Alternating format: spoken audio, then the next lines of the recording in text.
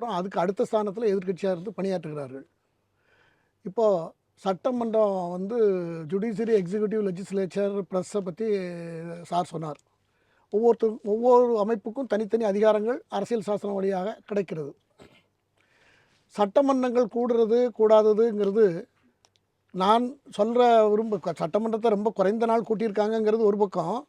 வாக்குறுதி வந்து கொடுக்கும்போது இதெல்லாம் யோசிக்காமல், இது மட்டும் இல்லை, 524 வாக்குறுதியில் பெரும்பாலான வாக்குறுதிகள் ப்ராக்டிக்கலாக இல்லாத வாக்குறுதிகளாக தான் இருக்கிறது. எல்லா விஷயத்துலையும் ஒரு சின்ன விஷயத்துக்கு 4 விளக்கம் கொடுத்து அதெல்லாம் வாக்குறுதியாக மாற்றி ஒரு சில சேனல்களில் அதை பற்றி விவாதத்துக்கு நம்ம போய் கலந்துக்கிட்டு பேசும்போது இதெல்லாம் ஆழமாக ஸ்டடி பண்ணும்போது தெரிகிறது. நிறைய விஷயங்களில் 5%, 10% கூட துவக்கி வச்சுட்டு அதை நிறைவேற்றியாச்சுங்கிற மாதிரி காமிச்சிடுறாங்க கணக்கு. இப்போ அது எல்லாம் தவிர்க்கணும் அரசாங்கம். இப்போ இந்த தேர்தலையாவது அதை செய்கிறதுக்கு முன் வரணும். ரெண்டாவது, அதிகப்படியாக சட்டமன்றம் இந்தியாவில் எந்த மாநிலத்தில் கூடியிருக்குன்னா ஒரிசாவில் கூடியிருக்கு. ஒரிசாவில் 42 ஒரு வருஷத்துக்கு கிட்டத்தட்ட 42 முறை கூடியிருக்கிறது, 42 நாட்கள் கூடியிருக்கிறது.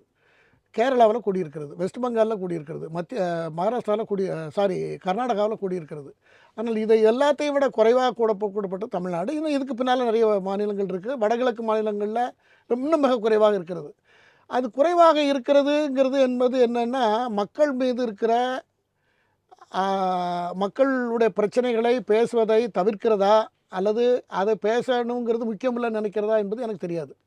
ஆனால் மத்தியில் 2014 2024 வரைக்கும், 2014 2019 வரைக்கும் 331 நாள் பாராளுமன்றம் கூடியிருக்கிறது. சட்டம் இதே சட்டம்தான். பாராளுமன்றத்துக்கும் இதற்கும் ஒரே சட்டம்தான், ஒரே முறை தான். ஆனால் பாராளுமன்றம் 331 நாள் கூடியிருக்கிறது.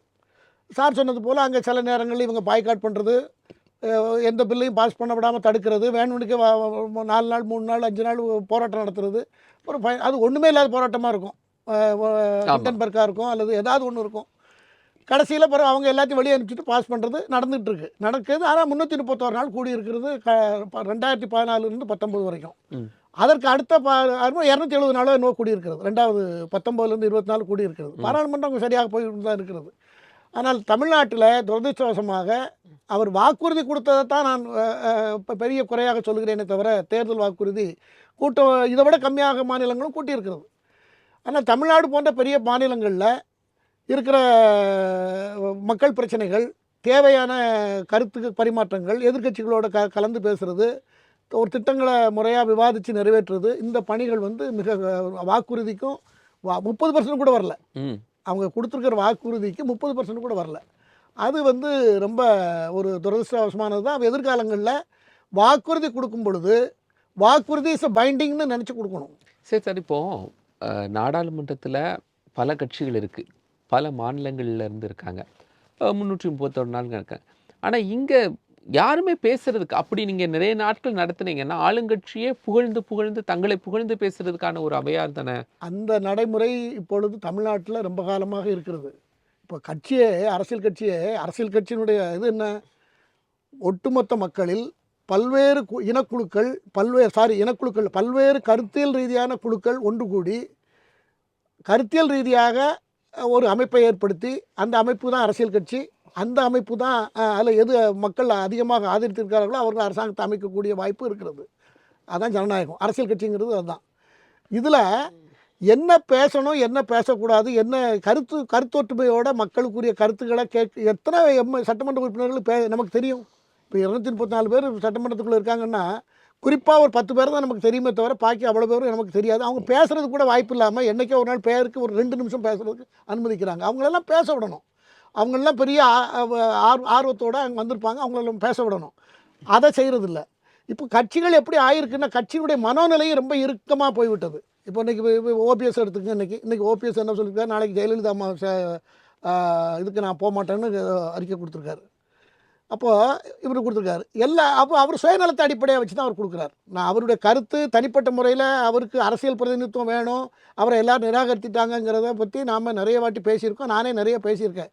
அவர் நிராகரிக்கப்பட்டதுனால, அவர் நிர்மூலமாக்கப்பட்டதுனால அவருக்கு ஒரு துணையை தேடி எந்த கட்சிக்கும் அவர் போகிறதுக்கு அவர் தனிப்பட்ட ஒரு உரிமை இருக்கிறது.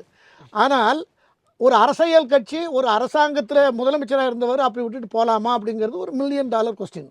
ஒரு அரசாங்கத்தை 3 முறை முதலமைச்சராக இருந்தவர் அப்படி போகிறாரு. அவரை தனிப்பட்ட முறையில் பார்த்தீங்கன்னா அவருக்கு அவர் ஆதாயத்துக்காக அவர் போகிறாருன்னு தான் நம்ம இப்போ எடுத்துக்க முடியும்.